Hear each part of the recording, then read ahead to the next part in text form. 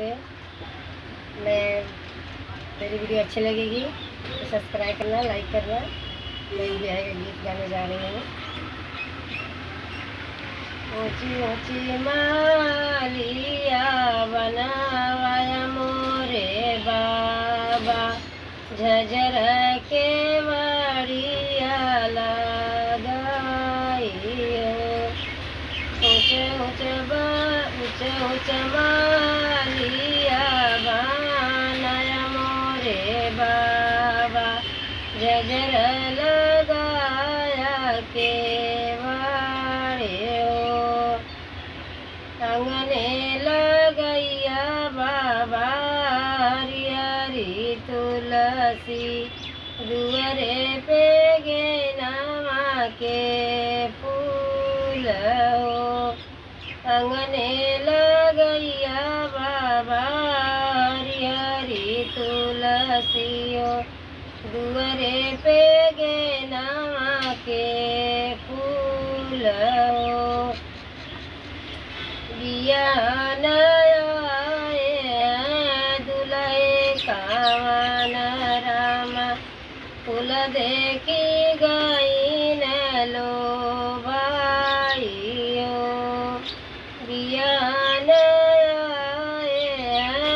दुल्हे कावन राम, फूल देखी गई न लो भाइयो। धन दए जजिना दिया रे ससुरु, एक दिया गे नावा के फूल हो। घर में से बोलनी सुंदर बेटी, सुन बाबा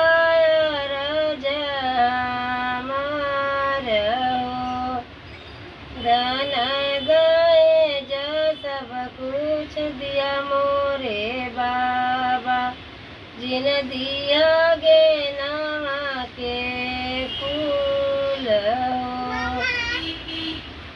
हमारो तउआ बाबा दुलर वीरा नावा, वह के लिए गे नावा के फूल हो।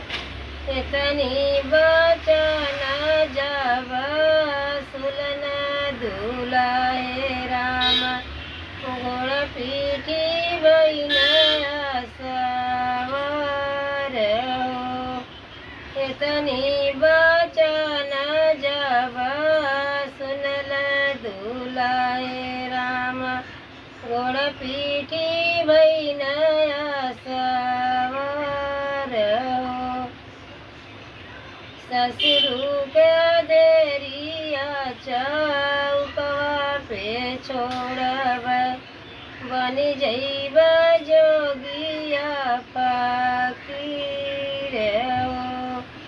ससुरु का देरिया चौकवा पे छोड़ब, बनी जइब जोगिया फकीर हो। इतनी बचन जब सुन सुंदर बेटी, उठनी चुनरी झराइयो। जोगिया के संगवा जोगिन बनी रहब, नहीं देखब घर संसार हो।